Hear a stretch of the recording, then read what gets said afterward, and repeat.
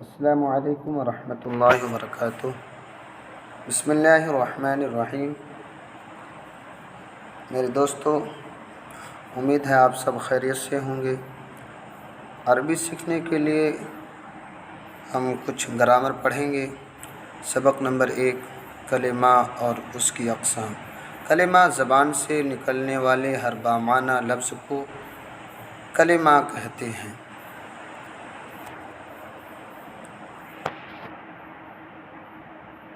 کلمہ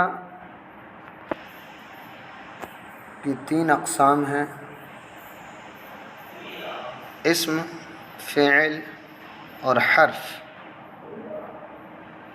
اسم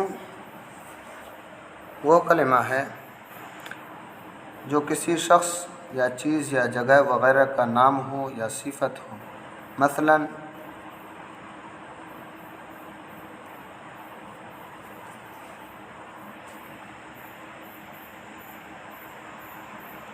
محمد یعنی محمد صلی اللہ علیہ وسلم، الجنت جنت، ناقۃ اونٹنی، کتاب کتاب، القلم قلم، بقرۃ گائے،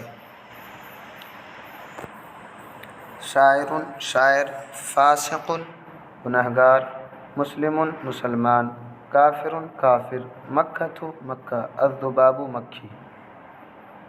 میرے دوستو، اگر چینل پر نئے ہیں تو ضرور سبسکرائب کریں، اور تاکہ آگے بھی ہم اسی طرح ویڈیو بناتے رہیں اور عربی سیکھنے میں تاکہ آپ کو مدد ملے۔ السلام علیکم ورحمۃ اللہ۔